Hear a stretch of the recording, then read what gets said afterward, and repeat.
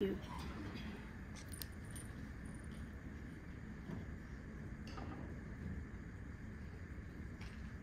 Thank you. Thank you. I'm Rita Triharyani, woman with disability from Indonesia.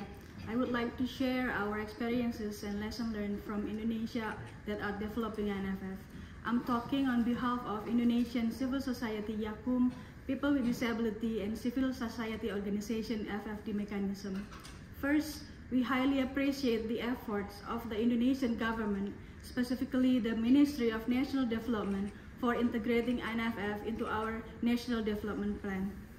We appreciated that the importance of the findings from the INFF stock-taking report, which were presented yesterday. These findings take this conversation to another level. We have now a body of evidence that we can welcome, review, and challenge.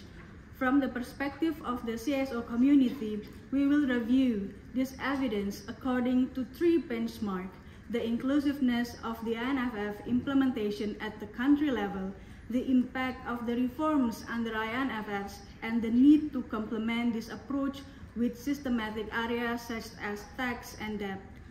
INFF presents an opportunity to create an inclusive platform to support sustainable development and monitor progress, which must be involve local and national actors, and this good practice can be replicated for SDGs reporting to make it more accessible for national and local actors.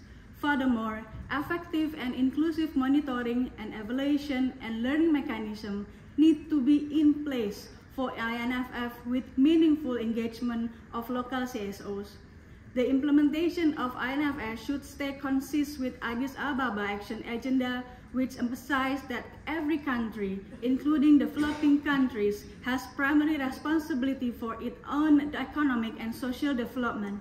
However, policies and strategies for poverty alleviation and sustainable development should be fully supported by enabling international economic environment which maximizes the existing effective financing national mechanism whenever relevant and possible.